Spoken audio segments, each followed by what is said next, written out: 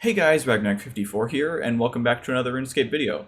This time I want to show you guys how I've been making a ton of money and having a ton of fun lately, and that's duo hard mode Kerapac. Kerapac's always been insane money, and even with the staff a little bit cheaper than it has been, it's still well over 120 mil per hour in duo with the method I'm going to show you guys. And with the current Tablet of Het promotion running, that goes up to over 130 mil per hour just in staff splits. So that's not even counting your common loot or even things like G-Kongs and scriptures. Of course, with money like that, you're going to need virtually a maxed out setup, so this guide is not going to be for everyone, but if you and a friend have essentially maxed mage gear, I definitely recommend trying this out. Okay, so there's a lot to talk about, so let's jump right into it. As far as the preset goes, it's just a normal maxed mage preset. You can probably get away with regular tectonic instead of elite and seismics instead of appraisals, but I really wouldn't downgrade anything else other than that. I have SOA, of course, and a Grimoire and Reaver's Ring to go along with it. I have two EOFs, one with an Armadillo battle staff and one with a Zamorak staff. You can also use a G staff here. That's pretty much all you need. I also bring spirituals, food, bladed dive, vulns, overload, all that good stuff. And it's also useful if at least one person brings a flanking switch. As far as other setup goes, nothing's really required, but I would recommend using incense sticks. I use Quarm and Spirit Weed. Quarm to deal extra damage with the poison that you should be applying, and Spirit Weed to help spam your familiar special attacks. With this method, you want to have one person using a Ripper Demon for that sustained damage, and one person using a Calgarian Demon for the extra crit chance, as we're maging after all. But besides that, there's no real role differences here in terms of boss mechanics you want to deal with, but you will have to coordinate with your duo partner who's going to use which familiar and who's going to vuln and smoke cloud each phase. This guide's going to be a little different from the other guides that I've made because I'm not really able to present a strict spreadsheet like I was with the other combat styles. Mage is just so variable with the crits and the damage you can do that it's more of a flowchart with a whole bunch of branching possibilities based on your adren. So what I'm going to do instead is give you guys like a general overview of what you need to be doing throughout each phase for each of the roles. And then at the end of the video, I'll show a couple example kills from each role and give a lot more in-depth details about how you can be doing the optimal DPS and getting 2-minute kills. So if you're interested in that, I would recommend checking it out. But if you're just interested in the general strategy, I will show you that first. So let's start with the DPS. For phase 1, your goal is going to be pretty simple. It's just to get your Sun, Tsunami, and SOA spec off, and then use a lot of hard-hitting abilities.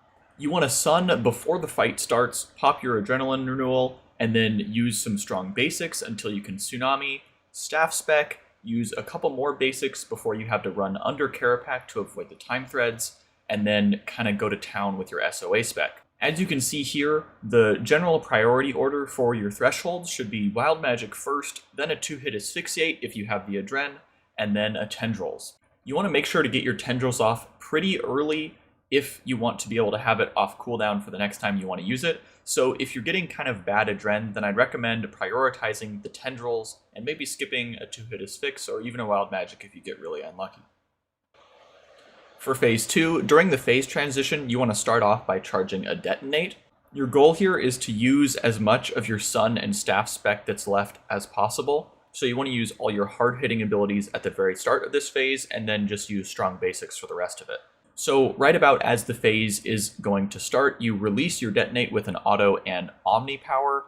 Then I usually use a Dragon Breath into my 2 strong thresholds, which in this case are Wild Magic and Asphyxiate. This phase can be really different depending on how much Adren you get from that Deado Omni power, or if your staff spec is already up or has plenty of time left. In general, you want to get off your Wild Magic and at least 2 hits of your Asphyxiate in your staff spec. If your staff spec is up, then you should do a full Asphyxiate, but if you think you have a ton of time in your staff spec, you could do a 2-hit and then cancel it early with like a G staff or something like that. Just keep in mind that you will have to step under him in a couple of abilities, so you don't want to have to accidentally cut off a channeled ability like Asphyxiate early if you don't want to. For the rest of this phase, you just want to use strong abilities like Conk into flanks, use a Corruption, maybe a Rack and Ruin if you're switching to Exsanguinate, and some G-Stabs if you have extra Adrenaline. On phase 3, as a DPS, we are going to Time Warp. So ideally, you want to time warp during the phase transition about halfway through. You want to time warp and then sun. Build up to a tsunami with a conk and another ability like a flank or a dragon breath. You want to 4-tick this tsunami. If you don't like 4-ticking, then I'd recommend either time warping a little bit earlier or just waiting a little bit instead of actually doing the 4-tick if you don't want to learn how to do that.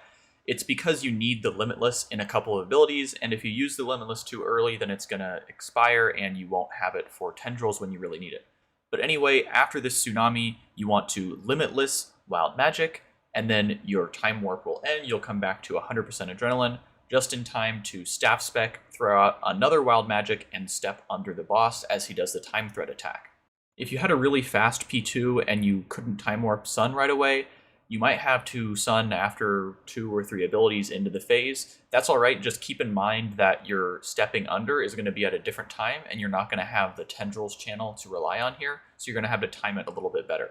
In any case, you want to step under and tendrils, assuming you timed everything right. Cancel that tendrils at the end with an Omni Power into a 2-hit Asphyx, and finish off the phase with your Armadyl Battlestaff. Alright, so now Kerapac is going to fly away and the echoes will spawn. For the first echo, you want to immediately click on your clone and then Dragon Breath or use any other strong basic and surge immediately back to your Sunshine, which should still be over by the western wall. You then want to use another ABS spec if you still have Sun and your SOA spec up. If you don't, then just use strong basics and a G-Staff instead. You guys should kill this clone pretty fast since there's 2 people on it, and you probably will have some Sun and SOA spec left. So after you've done an ABS spec and maybe some more strong basics, get ready to surge over to the clone that you and your partner have decided that you will take. Surge over to that clone, use some strong basics on it if you still have cooldown on your time warp. If not, just try to time warp between your clone and Kerapac, and then throw a conk Dragon Breath or something like that onto it so that you have enough adren to tsunami. After that, you want to Limitless Devotion, do another conk, and Asphyxiate to finish off your echo. Depending on your crits and if you were able to throw a Vuln Bomb correctly, which is surprisingly difficult on these echoes, you may have to use another basic or 2 to kill your echo. After that, you want to get back on the boss. I like to use a conk into Omni Power and then just throw out some strong abilities. You don't have SOA spec here or anything, so you're not going to be contributing that much, so it's not super important that you go all out here, but you want to use all the strong stuff you can, like Omni Power, Wild Magic, your Tsunami should be off cooldown, and then after that I usually just throw in some G-Staffs or an Asphyxiate. Okay, now on to the tank DPS rotations. These are going to be really similar for the most part, though there are a few key differences. Okay, so now on to the tank rotations. I don't actually do this role, it's always my friends who do this one, so I'm a little bit less experienced with this, especially in the practical application, but I will try my best anyway. So for phase 1, it's going to be really similar, except you can't flank, otherwise everything stays exactly the same. That means you're going to want to Sun, APOT, Tsunami, Staff Spec, and then use those strong abilities after your Staff Spec. Phase 2 is where things start to get different because you're going to time warp phase 2 as the tank. So this means that you're going to have to wait to release your Deado Omni Power until after the time warp appears, which is quite a bit later than when the DPS can release it. Another thing to note here is that you do need to wait at least 1 tick after you've actually activated the time warp to start using abilities, otherwise the reset will not happen correctly. So after you've released your detonate with an auto and an Omni Power, usually you do something along the lines of Wild Magic, 2-hit Asphyx, and then throw in some G-Staffs. Sometimes, depending on your RNG on P1, your Wild Magic and Asphyx won't be off cooldown, so you can just swap around the G-Stabs and the thresholds. It really makes no difference. You can throw in a Rack and Ruin here, or some more G-Staffs, and then when your time warp ends, you want to make sure to step under, and this is a good time to use a Greater Concentrated Blast into a Wild Magic or a Deep Flank if you want to bring flanking as a tank. This is one of the few times you can use it. And otherwise just fill it in with some strong basics. Sometimes you won't do a lot of damage here, or if your P1 was slow, a lot of the beginning of this won't be in Staff Spec and Sun. In this case, if it's above like 120k, then you want to go ahead and use the second Omni Power because you did use the first one in Time Warp, as well as some other strong thresholds if you really need to dump some adrenaline. Phase 3, I really don't have a lot to say here. It totally depends on how fast your P2 went and what cooldowns you have up. If you had a fast P2, then sometimes you can use your Omni Power as this phase starts. Sometimes you use your Omni Power at the end of P2, and instead you use your Omni Power on P3, like about as you're running under. But otherwise, you just want to be using strong abilities. Make sure to spam G Conk as much as you can since it's so good. You can throw in more Rack and Ruins here if you have stacks. Make sure that if you do this, use thresholds afterwards so that you can build up more Exsanguinate stacks without wasting basic ability damage. Other than that, just make sure to step under at the right time, use a conk, use your strong thresholds, G-stabs, etc., etc. You don't have to worry about doing too much damage here. Just make sure to keep the kalg spec up if you are the kalger, because the DPS is going to be doing most of the damage on this phase. Okay, so phase 4 is going to be a little bit different for the tank. As soon as the echoes spawn, you want to click on your clone and start using some strong abilities. You can use basic abilities, or if your thresholds are off cooldown, then use Wild Magic and Asphyxiate. Like the DPS, you want to leave this echo using some strong abilities, especially bleeds if you can, because you don't want to accidentally leave it at like 15k HP and have to go back and kill it.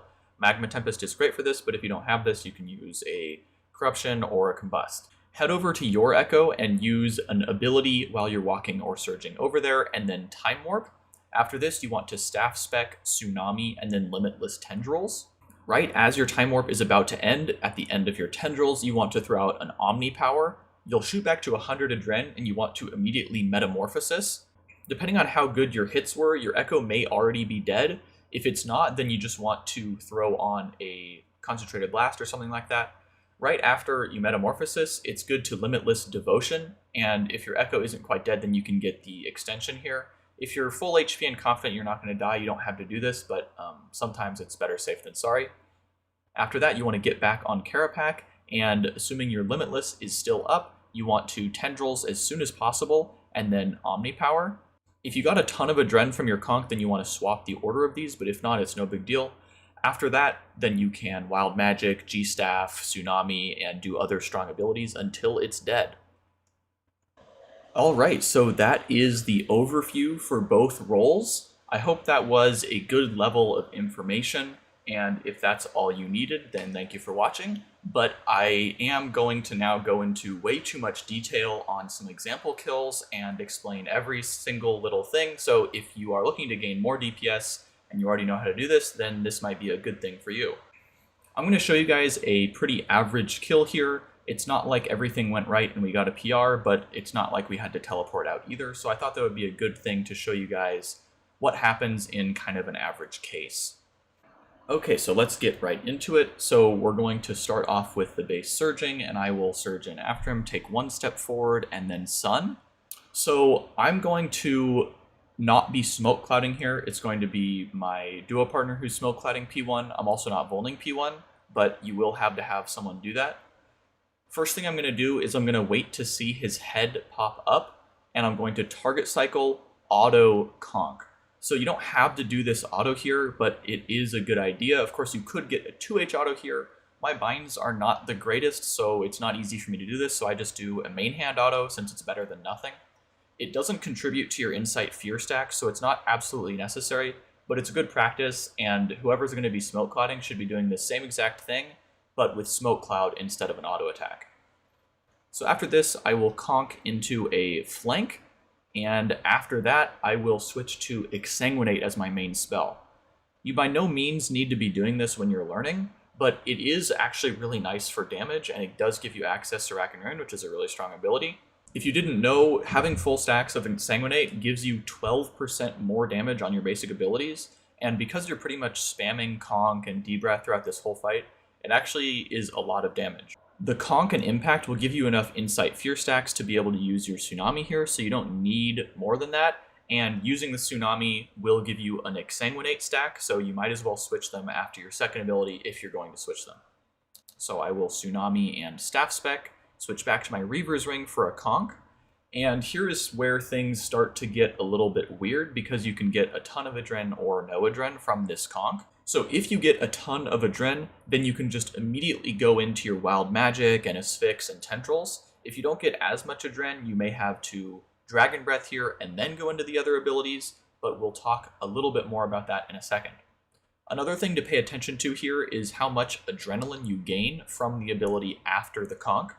Chances are you'll probably crit this since you have so many crit buffs running and you're using a conch, which also gives you crit chance.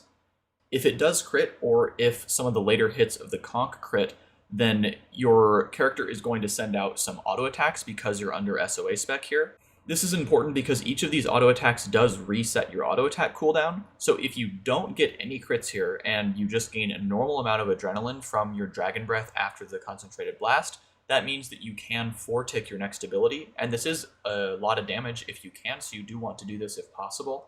If it does crit, you will gain extra adren, so keep your eye on your adren to see whether or not you crit here. If you do crit, then you can just immediately go into your next ability. So if we watch this example here, I use my conch into a Dragon Breath and then suddenly gain 10 more adren from a crit. So I know that I'm not going to be able to 4-tick the next ability, and I'm just going to immediately use a Wild Magic instead. Another good trick you may know if you use the Staff of Armadyl a lot is that if you crit while using a dual wield ability, but immediately equip your staff after using that ability with dual wield, then you'll still get a 2H auto from the crit. So because of this, no matter if you crit or not, you always want to equip your staff right after using that ability after your concentrated blast, because if it does crit, then you can get a 2H auto, and if it doesn't crit, then you're ready to 4-tick the next ability. Adnother thing to note here is that I didn't have great adren, and I ended up using a Wild Magic. On the chance that this didn't crit, then I would now be below 50% adren, which is not a situation you really want to be in. Watching this back now, I probably would have not done the Wild Magic and gone straight into the Tendrils. It's not that big of a deal if you Wild Magic after another basic ability, but you really just don't want to be risking it too much because, trust me, if you get unlucky with crits, you can just be sitting there using like Sonic Wave and Tuskas and feeling terrible about yourself. So if you're ever in a situation where you need to be using more than one threshold back to back, and you have like 50 to 60 adren, then it may be worth skipping the first ones and getting out the important ones, which in this case is Tendrils. But in any case, I did get lucky and I shoot back to 55 adren. I could use my Asphyxiate here and gamble again that I'm going to get crits, but that's probably not the best idea, and instead I should just immediately Tendrils. One really clever method for using abilities when you're not sure how much adren you're going to have is pressing both of them at around the same time, but pressing the one that you prefer first. So for example, if I'm using my conch after my staff spec, and I'm not sure if I'm going to have enough adren for Wild Magic, because it's like 45 adren and I'm going into my last hit, it might crit, it might not. What you can do is, before the global cooldown's up, press Wild Magic, and then press your Dragon Breath keybind. If you do this, if you do get the crit, and you have over 50% adren, then the Wild Magic will go off since it's the first thing that was input. But if you don't get the crit and you stay below 50% adren, you won't be able to use Wild Magic, and instead it'll use the second one you input, which is Dragon Breath. That way you don't lose any ticks, and it's actually a really, really useful method for using the best ability without losing any ticks if you're not sure how many crits you're going to get. Okay, so that's enough of P1. After my Tendrils here, I'm just going to shoot off a ABS spec. Make sure to use your Vigor for the actual cast on this, but switch back to your Reaver's Wing for the rest of it to get more crits. Okay, so phase transitions. I don't own Magma Tempest. I know I probably should just go and buy it, but I don't have it, so here I just use Combust. I could also use Corrupt, just to get a little bit of extra damage once the phase transition is over. After this, I want to immediately start charging a Detonate. Because I'm DPS, I'm not going to Time Warp for P2, so I can release this a little bit early, and I release it with an Omni Power, put back on the Reaver's Ring, and immediately Wild Magic. Sometimes, if you didn't get good crits P1 and you used Wild Magic a little bit late, it's going to be on cooldown. You can G-Staff or even ABS here if you're willing to gamble. That's usually a pretty risky play since you're not in Time Warp and your Tsunami buff is about to run out, so if you don't get really lucky crits, then you're going to be low adren. But I have done it before to some level of success. But anyway, your goal here is going to be to use strong abilities while you still have some sun left, like I said earlier in the overview. So I'm going to use a Wild Magic, Dragon Breath, and G-Staff.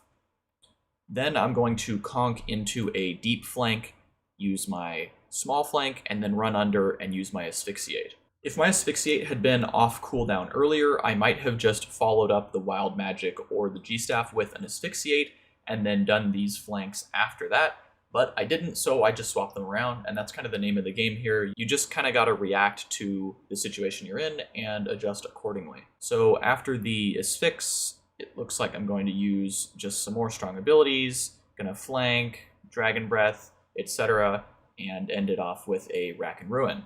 So near the end of P2 is when you want to switch back to Incite Fear because you want to Tsunami soon. Kills of around this time work out perfectly for Sunshining in this phase transition, so I am going to use my Combust from Rack and Ruin, Time Warp, Sun, Auto, Conk into a Dragon Breath. You can also flank here, it's better to flank. I just don't always do it for some reason, I don't know, but you should always Conk into flank here instead of Dragon Breath. But in any case, after that, you want to 4-tick a Tsunami. Like I said earlier, you want to do this for the Time Warp timing. It's really not that hard, and I definitely recommend you do that. It's a good amount of damage. After all, it is an auto attack from your staff under a sun. But in any case, after that, you want to Limitless Wild Magic. Make sure to not activate this Limitless too early, because you do need it in like 3 abilities, which is about the time limit for Limitless. After your Tsunami, you can put back on your Reaver's Ring, and you actually don't need to equip it again. After your Time Warp is over, you want to immediately Staff Spec, and you can keep your Reaver's Ring on for that. Since you're about to use a Tendrils and get 100% Adren anyway, you might as well get the extra crit chance. For whatever reason in this video, I Wild Magicked before I Staff Spec'd, but you should absolutely swap those, and I usually do. I must have been on autopilot here, but hey, that's why I'm here to explain my mistakes. So in any case, after your Time Warp is over, you want to Staff Spec, Wild Magic, and then run under for your Tendrils. This will also avoid the Time Thread attack. And as you can see, that was right at the end of my Limitless. After the Tendrils, you want to Omni Power, 2-hit Asphyx, and finish it off with an ABS. Okay, so on to the Echoes. You want to click your clone and get back to your Sun as soon as possible, and use an ABS spec. You have to be a little bit careful here because if you walk your character after starting an ABS spec, it'll cancel it, unlike other channeled abilities where you'll stay in place. After this, you want to build up to 100 using some other strong basics here, and maybe leave with a bleed so that it dies. Surge over to your Echo and Volnit. Time Warp between Kerapac and your Echo, and then Sun. I use a Conk into a Tuskas here because I forgot that everything else was on cooldown. Usually I'll have Dragon Breath up. If I don't have Dragon Breath, then usually I'll have Rack and Ruin up. But in this case, I had neither of them, so I had to Conk into a Tuskas. It's not the end of the world, but it's not the best either. After this, you want to immediately Tsunami. Don't 4-tick this one. And then Limitless Devotion. In some cases, you'll crit your Tsunami, or you'll get some Relentless or something like that, and you'll have 30 Adren after your Tsunami. In that case, you want to Limitless Wild Magic and then Devotion. Or if you get a Relentless from your Devotion, of course, then you can Wild Magic after that, and it is a good bit more damage. But if you don't get lucky, then you want your last ability of your Time Warp right before it warps to be a Conk. If you've moved since you activated your Time Warp, it will warp you back to where you were and cancel any channels. So only use a Conk here if you're on the same place that you used your Time Warp in. Here I was, so it did not cancel it, and the rest of the hits went through. And then I will finish off my Echo with an Asphyxiate. It didn't quite die, so I had to use another Conk, but I'll get onto Kerapac, use my strong abilities like Omni Power, Wild Magic, and Tsunami, and finish it off with a G-Staff. So this video is getting pretty long at this point. If you do have any more questions, or if you want to see an example from the tank perspective, or more examples from my perspective, just leave a comment and I will get back to you. I hope you guys enjoyed the video though, and until next time, I will see you guys later. Bye.